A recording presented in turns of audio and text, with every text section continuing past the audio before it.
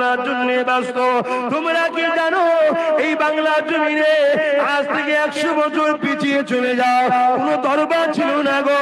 এই বাংলার জমিনে 100 বছর পিছিয়ে যাও, মসজিদ কি জিনিস মানুষ জানতো না গো।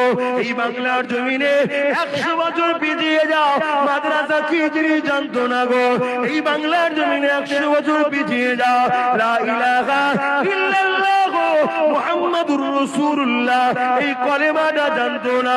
এমন করে নামের আগে মোহাম্মদ লিখতে হয় জানতো না। পায়জামা পাঞ্জাবি ইসলামিক ইউনিফর্ম মাথায় টুপি দিতে হয়, মুখে দাঁড়িয়ে রাখতে হয় জানতো না।